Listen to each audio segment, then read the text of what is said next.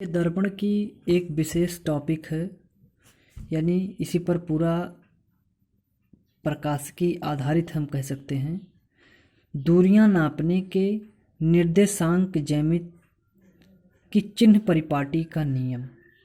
दर्पणों में दूरियां नापने की आवश्यकता होती है और वो दूरियां हम ऐसे में नहीं नाप सकते हैं। उनके नापने के लिए हमें निर्देशांक ज्यामिति की परिपाटी के नियमों का उपयोग करना पड़ता है, जिसे हम निर्देशांक ज्यामिति की परिपाटी का नियम कहते हैं।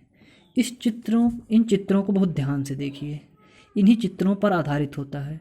कारण ये है कि ज़्यादातर बच्चे लोग कंफ्यूज हो जाते हैं कि हम कहाँ प्लस रखें, कहाँ माइनस रखें, और इसी प्लस माइनस पर यह प्रकाशिकी आधारित है। देखिए, कंफ्यूज होने की बात नहीं है। इसी निर्देशांक ज्यामिति परिपाटी को बहुत ध्यान से पढ़िए। केवल आज इसी को पढ़िए बहुत ध्यान से पढ़ करके, फिर इसके बाद अपने दिमाग को स्थिर रख करके सोचिए। अगर ये चीज़ आपको तैयार हो गया तो आंकिक प्रश्नों में आप अपने दिमाग में प्लस और माइनस अपने आप हल कर लेंगे। देखिए, हमें चाहे ये उत्तल दर्पण है और ये अवतल दर्पण है, हमें दोनों दर्पणों में दूरियों को नापने के लिए आवश्यकता होती है।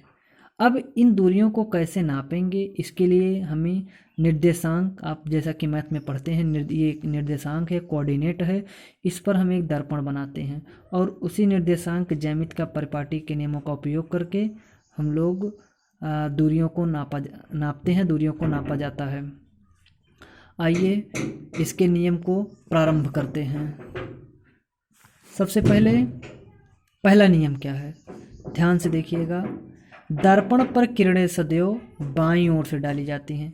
ये मिरर है और इस मिरर पर जो किरणें डाली जाएंगी, चाहे वो उत्तल दर्पण हो और चाहे वो अवतल दर्पण हो, इन दोनों दर्पण पर, यानी निर्देशांक ज्यामिति परिपाटी का प्रथम नियम, पहला नियम क्या है कि दर्पण पर किरणें सदैव बाईं ओर से डाली जाती हैं।